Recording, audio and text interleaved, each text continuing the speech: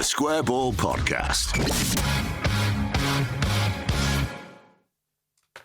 Well, we've assembled the TSB jury to pick a hero and villain of the week to judge the world of football. That's what we're here to do. The Ken Bates Villain of the Week award is first. Then we will pick a Gaetano Berardi Hero of the Week. Crunch time of the season then, boys.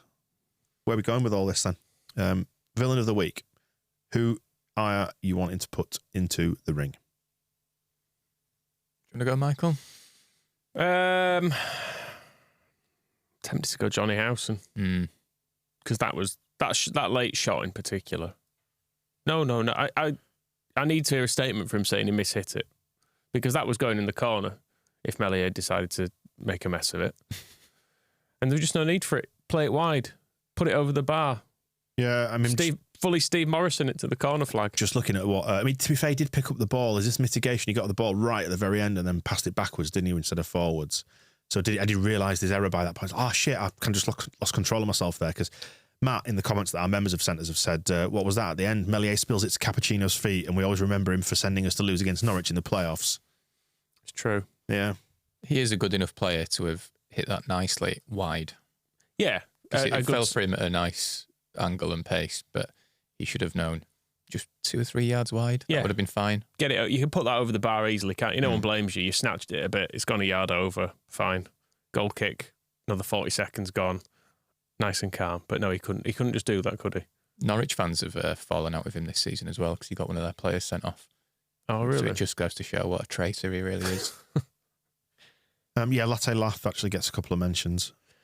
He does, yeah. Goal greedy. I love the absolute laziness of the humour, but I completely buy into it. People calling him cappuccino, cafe latte, that sort of thing. Yeah, I think there's some correct nominations for Hinchcliffe stroke. Which Meulenstein, the commentator? Pien Meulenstein, yeah. Yeah, for so many reasons for Hinchcliffe. Whiskey Omega says Hinchcliffe should be nowhere near a mic, and Jez calling out Meulenstein, who we're going to say, for the purposes of this, is probably related to that scum one. I'm almost certain not, but we'll say it anyway. Seemed to not even be watching at times. Had a double attempt early on, didn't say anything. Then when the penalty was awarded, didn't mention it. I didn't know it was given until Hinchcliffe started talking about it. Dreadful stuff. Right. I think Hinchcliffe would be my nomination, actually. It was the start of that second half when he was going on about how slow we looked and how lacking intensity we were. And then we scored and he was like, oh, Leeds have done perfectly. It's just great tactics, great game plan. And you just think, fuck off. Hindsight Hinchcliffe. Yeah. Hindsight Hinchcliffe. Do you know, I wonder, from a professional point of view, because like back in the olden days when I was doing the radio, you used to get coaching sessions and people tell you how to improve what you were saying. And as you can tell, it's clearly paid huge dividends. But they used to tell you, say, try and knock that out of your speech, or you're falling back on this particular vocal crutch, or maybe you're sounding a bit like that. Why don't you try reframe things this way? I wonder if anyone's coaching Hinchcliffe and saying to him, look, as you tend to do, Handy, whatever you're doing, do the opposite. Listen to Ali McCoist. Listen to how you can sound like you're enjoying a game rather than just sitting like you watch every game going, oh, that's terrible. It is a relentless stream of negativity, isn't it? Oh, I know that he's pinged one in the top corner from 40 yards there, but they've got to close him down quicker in that area. It's like, well, not really, because it's from distance, or someone's just done him an amazing bit of skill and, the keeper saved that. He should have really just hit it harder. He should have hit it softer. The keeper should have dived sooner. He should have gone down as quick. Like, there's always just something for him to fucking moan about, isn't there? Albeit your analysis of Willem Meslier was basically the same. But I'm allowed to do that because I'm cross with him.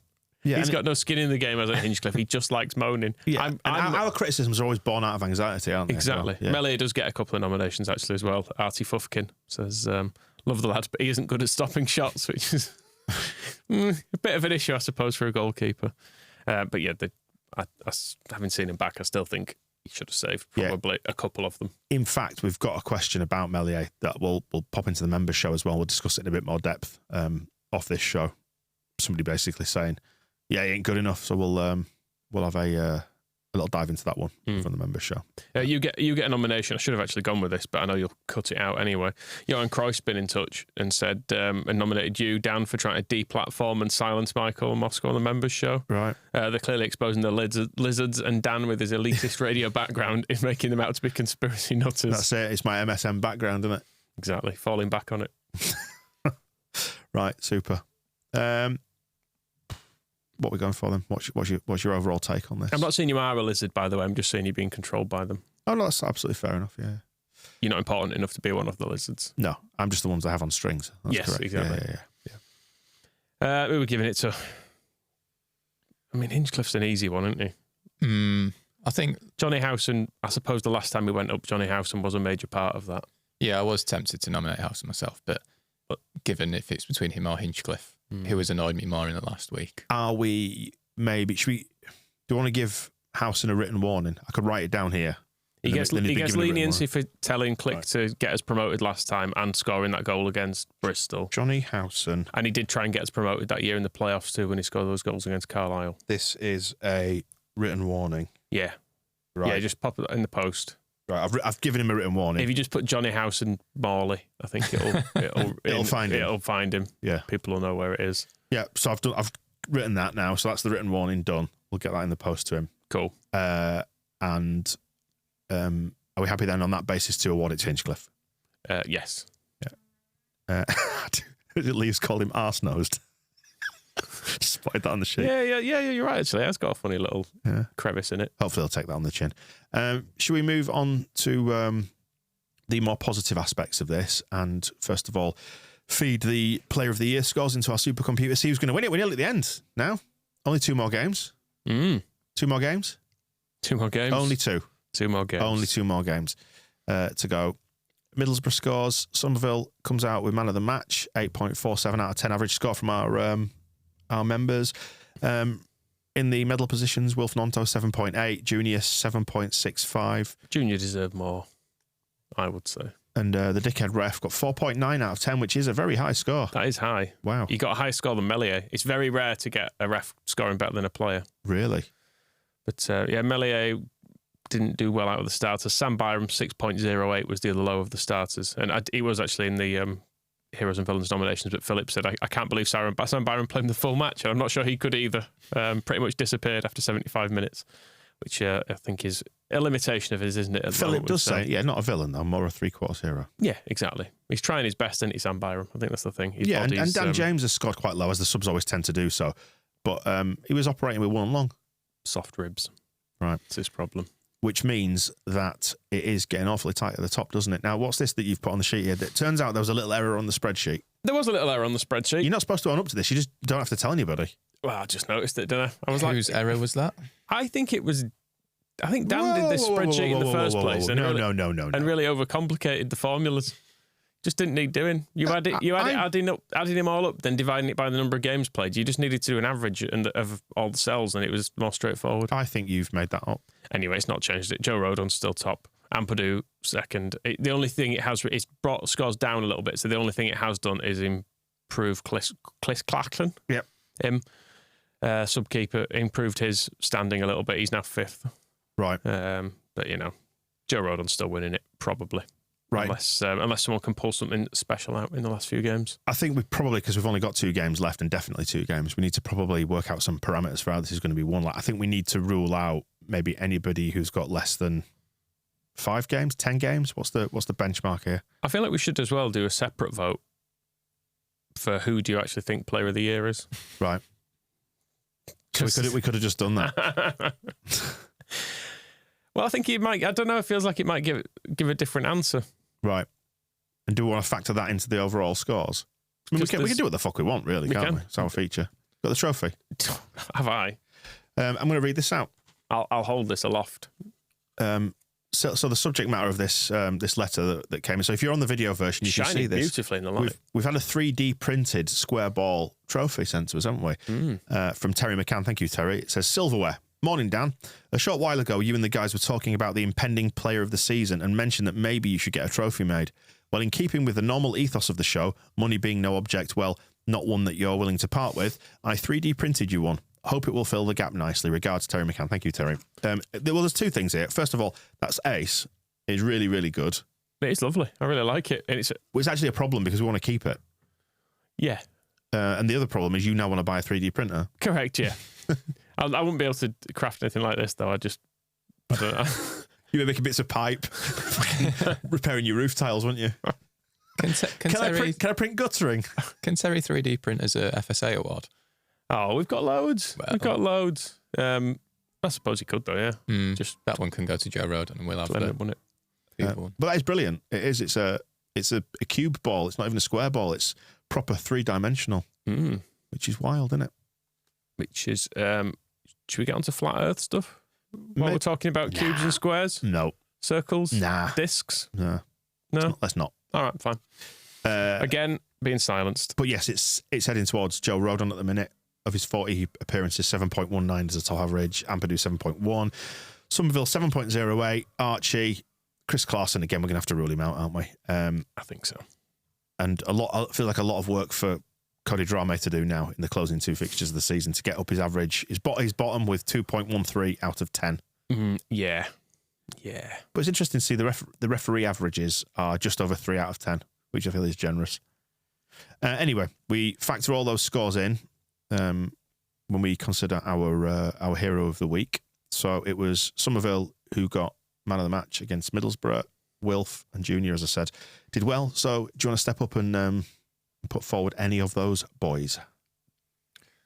I'm going to have to go Junior Firpo, which I never expected I would be in this position. Are you in agreement with lavish lattes? I'm glad you said that, because I didn't want to have a go. But yeah, as they say, fucking solid.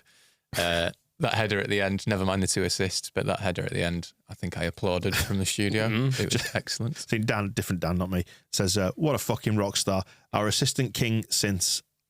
King, not assistant king. Sorry, our assistant king. Our assist king since the turn of the year. Solid defensively. Can't believe I'm typing this.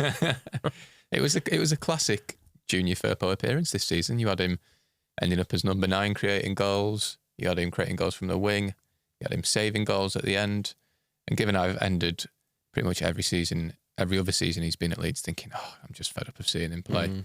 This season, I'm enjoying watching him play, which again, at the start of this year, I never expected to be saying.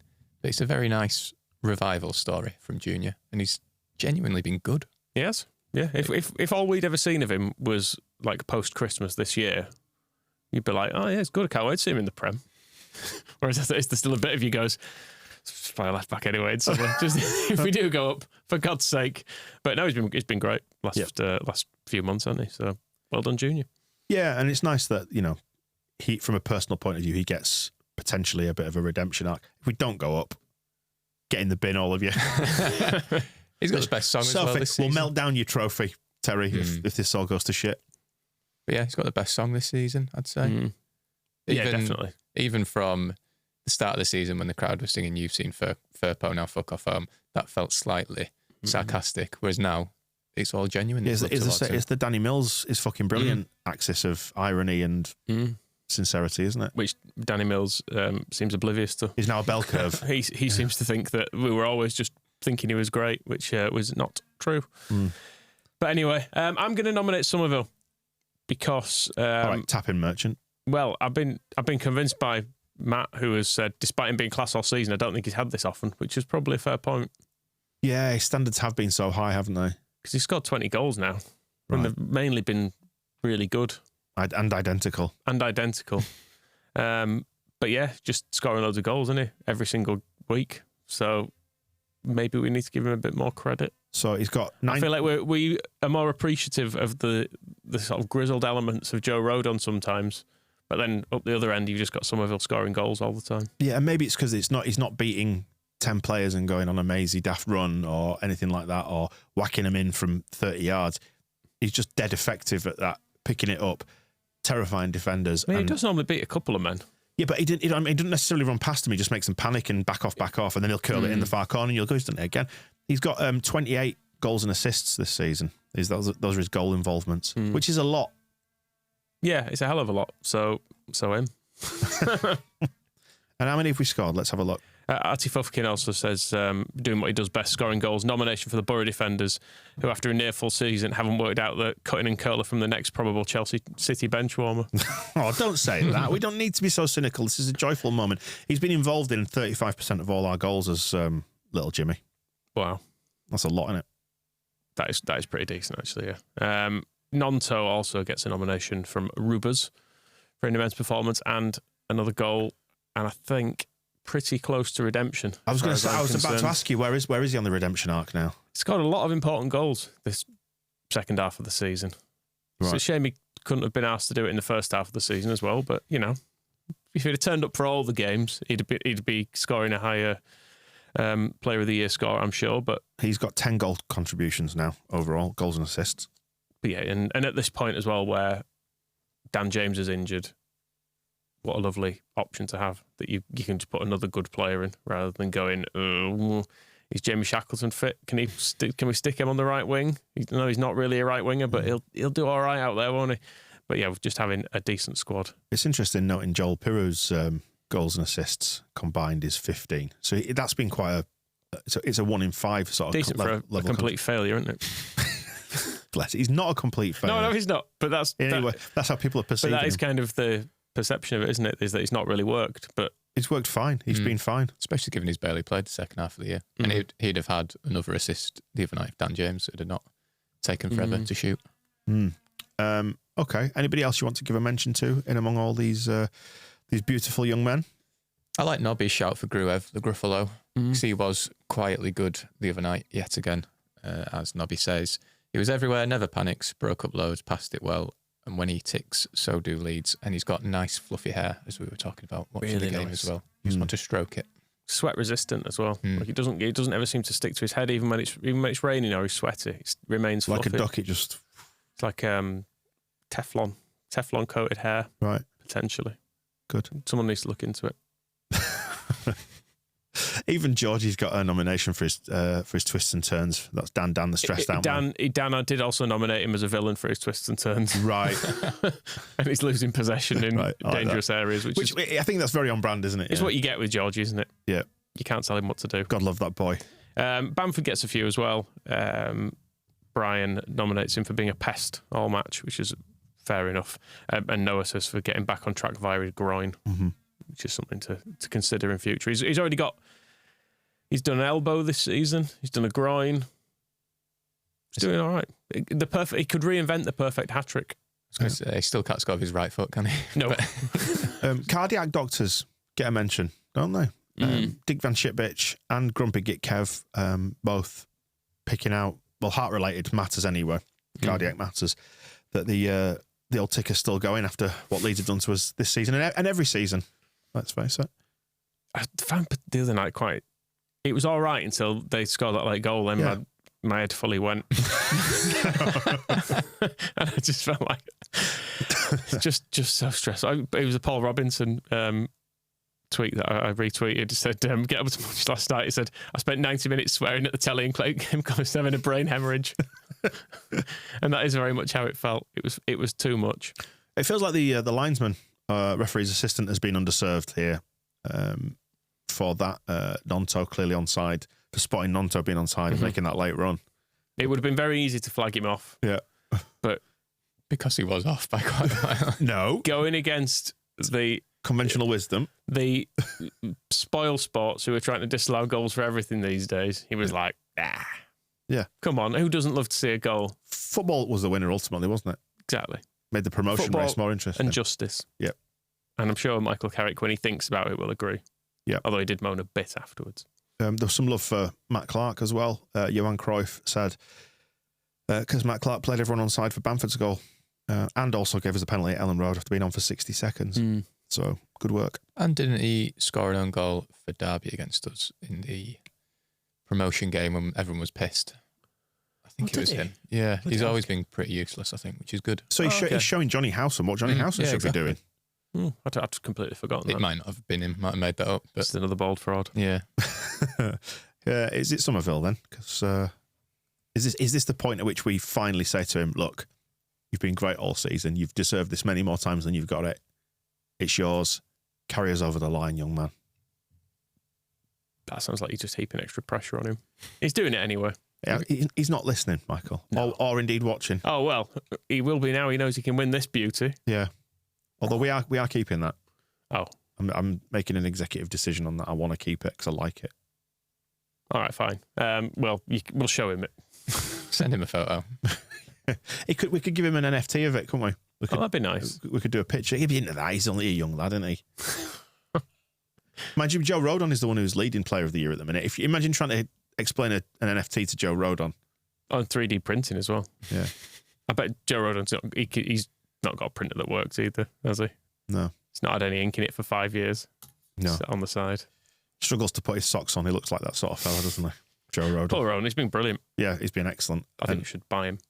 Yep, let's do that. Did we say Somerville, yeah? Yeah. Nice one. Good. That comes as a nice surprise, finally. Anything to add then before we sign off this week's weekly show? Next one, we'll be heading into the Southampton game. Final game of the season. Definitely the last one. No more after that. Mm-hmm. I don't know why you're looking at me. Just confirm we're not going to be in the playoffs, Rob. We are not going to be in the playoffs. Good. You heard it here first. No one will clip that up No. and use it next week. In no way can this backfire on any of us. I've taken the fall for that one. Good lad. We'll see you soon. The Square Ball Podcast.